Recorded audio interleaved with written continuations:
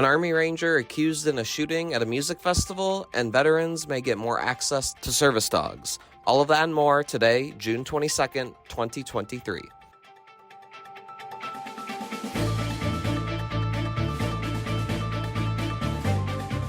Good morning, Early Birds. I'm Zamone Perez, and this is the Early Bird Brief, produced by Defense News and Military Times. First up, usually when you don't balance your checkbook correctly, you find out you have less money than before.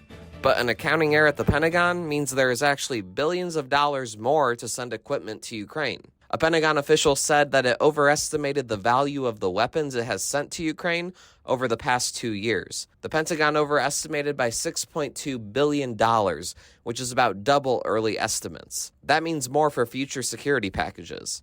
Pentagon spokeswoman Sabrina Singh broke down the issue that led to the error. Apparently, military services used replacement costs rather than the book value of equipment that was pulled from Pentagon stocks. The final calculations mean the department now has additional money to support Ukraine. Once we discovered this misvaluation, the comptroller reissued guidance on March 31st, clarifying how to value equipment in line with the financial management regulation and DoD policy to ensure we use the most accurate of accounting methods. Here's why it matters. This additional money was found right as Ukraine ramps up its counteroffensive against Russia. The counteroffensive has come up against heavily mined terrain and reinforced defensive positions, which makes progress slower. The fixed error also comes as the fiscal year is wrapping up and congressional funding was beginning to dwindle. The Pentagon has repeatedly used presidential drawdown authority to pull weapons, ammunition, and other equipment off the shelves so that it can get to Ukraine far more quickly than going through the purchase process. As of June 13th, the U.S. has committed more than $40 billion in security assistance to Ukraine since Russia invaded in February of last year. With the new calculations, it has provided less than $34 billion. The U.S. has approved 4 rounds of aid to Ukraine, totaling about $113 billion. Some of that money has gone toward refilling U.S. military stocks that were sent to the front lines. Congress approved the latest round of aid to Ukraine and NATO allies, about $45 billion in total, in December. President Joe Biden has stated the United States will help Ukraine, quote, as long as it takes to repel the Russian forces. But there's concern that support for Ukraine is waning in a divided Congress and American public. Recent polls have shown that aid to Ukraine is not as popular as when the war began, although it's still more popular than not. Another important story: to help veterans struggling with transition to civilian life, lawmakers are seeking help from some four-legged friends. Lawmakers released a new proposal yesterday to use community grants to pair service dogs with struggling veterans. The hope is the companionship will help solve a host of transition difficulties. The bipartisan Service Dogs Assisting Veterans, or SAVES Act, comes 2 years after Congress approved similar legislation on the issue. Advocates say that the first measure was too limited to connect vets with pets. The new legislation would set aside $2 million annually for nonprofit groups that have trained the dogs and handlers to work with veterans seeking their services. It would make veterans with any disabilities recognized by the VA eligible for the program. That would open the program up to thousands of individuals and not just those with PTSD. The Department of Veterans Affairs would administer the new program, which echoes past service dog efforts managed through the DoD. Groups accredited to work with service dogs could apply for grants to cover the costs of preparing and providing support for the canines and vets. Research from the Department of Veterans Affairs has shown that emotional support animals can help reduce the frequency and severity of PTSD symptoms among veterans. In other news, at least 10 government agencies contracted with a company that was hacked. Now, cybersecurity officials are trying to assess the damages. For more on this, Federal Times reporter Molly Weisner joins the podcast. Molly, thank you for being here. Hey, Z, good to be here. So, late last week, the Cybersecurity and Infrastructure Security Agency, quite a mouthful, informed federal agencies, the FBI, and the public of a cybersecurity breach that affected a small number of government agencies, like we mentioned, but also an untold number of businesses and local and state governments. So could you kind of lay out for us what exactly happened? Yeah, absolutely. So late last week, CISA, which it's their job to monitor these kinds of things and also inform the federal government and also the public and businesses about ways that they can be more cyber secure. But what they did was they alerted a bunch of different stakeholders that there was a certain vulnerability being exploited in a particular kind of software called MoveIt. And so MoveIt is very simply just a file transferring software. It's very common. It's used by all kinds of businesses and, again, governments, just as normal part of their day-to-day operations. But of course, a lot of data is stored in that kind of a software. Think about any file sharing softwares that you use.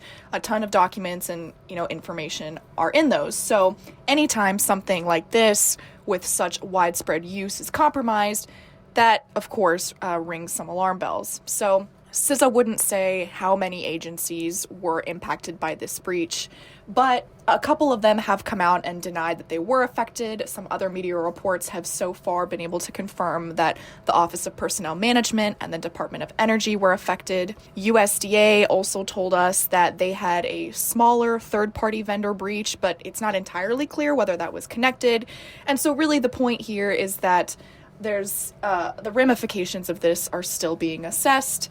And just one other example of how federal agencies and really everybody just needs to be aware that these things can happen very quickly.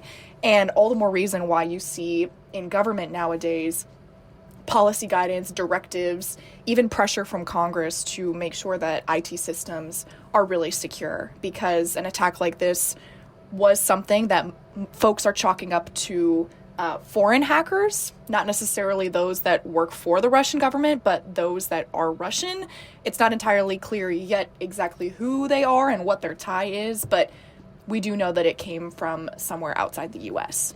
And do we know whether the intel community or the Pentagon has been affected by this? So we don't, is the short answer. CISA officials last week said that as far as they know, there haven't been any major impacts on the intelligence community or the Pentagon. And they also said that they're not aware of any federal agencies currently being held for ransom in exchange for freeing any information that might have been compromised. So again, without knowing the full extent of this, the answer for now seems to be that those agencies and the Pentagon and the IC have not been totally compromised. However, again, this is a very commonly used software.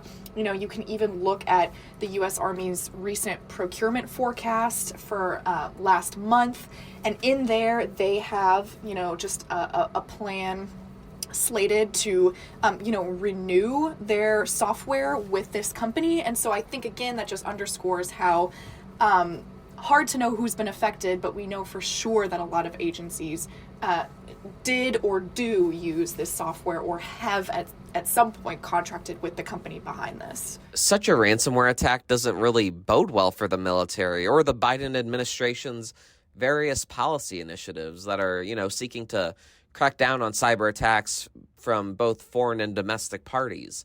I mean, we know Russia and China have been working on their capabilities to wreak havoc on America's networks and cyber infrastructure. So what does this tell us about possible chinks in America's proverbial cyber armor that leave our society more vulnerable? Yeah, I think talk to anybody either in a IT position, in or out of government, and certainly those in the military or in the IC community who really have to keep tabs at all times on the security of their information.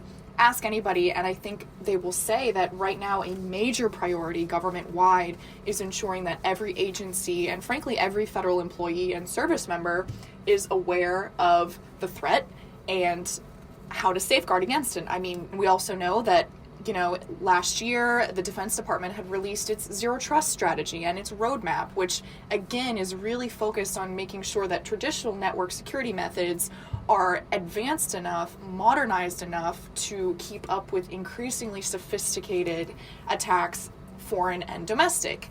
And then, of course, you have other things. The Biden administration just this year had put together its national cyber strategy. And so cyber is the big term right now. It's in glaring letters everywhere you look, but I think for a reason, because again, anytime something like this happens, it's information that could be personally identifiable, or it could be, have a level of security clearance involved. So government knows that this is out there, and incidents like this really force everybody to put their foot on the gas and make sure that they're straightening out those chinks in that armor. Thanks, Molly. For more conversations like that one, please like and follow us wherever you get your podcasts. A heads up, our next story contains details about a shooting. Some of the information may be difficult to hear.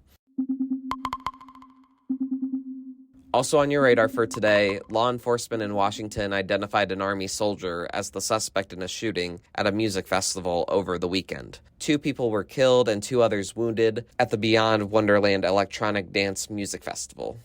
James Kelly was booked in the Grant County Jail Tuesday, according to a post from a local sheriff's department Facebook page. Law enforcement officials said Kelly was stationed at an Army base in western Washington. Army Lieutenant Colonel Mike Burns released a statement to a reporter for a TV station there, confirming that Kelly is a Joint Fire Support Specialist assigned to the 75th Ranger Regiment at Joint Base Lewis McChord.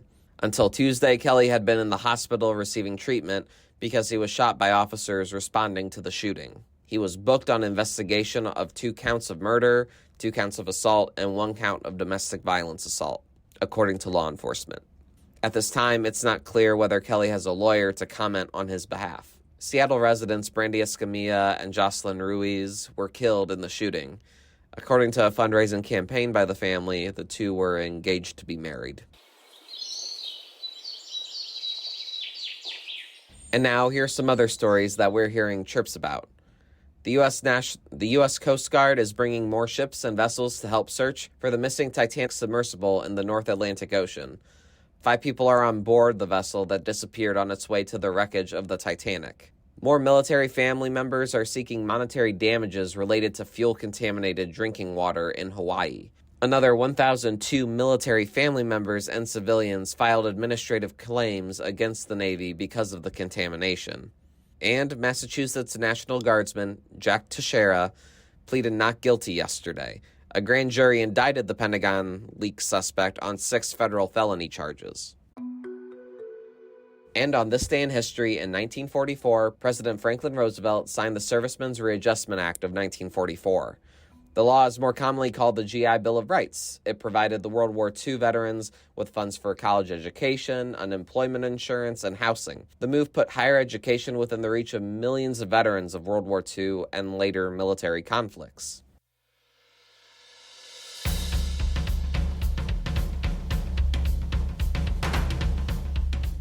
That's it for us this morning. To get more top stories and breaking news, go to defensenews.com/EBB to subscribe to the Early Bird Brief newsletter.